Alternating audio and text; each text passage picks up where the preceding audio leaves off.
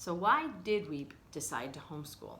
This is Lori Board with Grace Family Ministries, where our ministry is advancing the cause of Christ to the ends of the earth, beginning right at home. So our homeschool journey started back when we had children, obviously, and we had to make a decision about how to school them. So I'll go even farther back. I myself grew up in all Christian schooling all the way through private school, and my husband grew up in Lutheran school as well as going to a public high school. So we had a variety of school options in our background. When we went to Bible school, we met homeschoolers for the first time, and they are as different as night and day as far as their social and their intellectual and things like that. So we really didn't know where to begin. So when we started our first ministry and Timothy was just little, we started looking into our various options. So what I literally did was made a 3-column list of pros and cons of public school, private school, and homeschool, and started to look into each of them. So I will be honest, on a ministry salary, Christian school is very intimidating because the cost can be quite high. Public school, while it was free, we weren't totally thrilled on it, and yet homeschooling we didn't know much about. So first thing we did was we did check out a couple books at our local library to look into it. One of the first things we realized was that for kindergarten, for example, I think the one book said that they maybe need 15 minutes of instruction a day, which was kind of eye-opening because you have some whole day kindergarten, and as far as what they're actually needing to learn, it didn't necessarily need to be that long.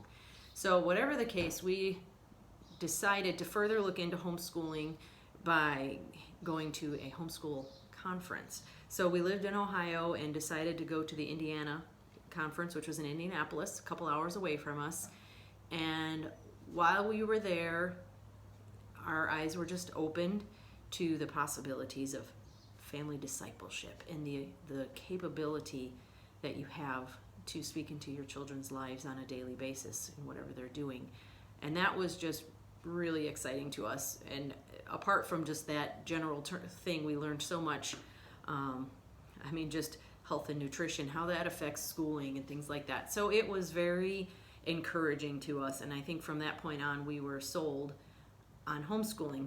And I just want to share a brief story here, because we went to a discipleship day more recently, and a gentleman who was going to seminary to go into ministry, actually while he was there was doing a study on discipleship and teaching and just kind of looking through the scriptures at this, and he was surprised to see that overwhelmingly it was the responsibility of parents to train and disciple children. And at that point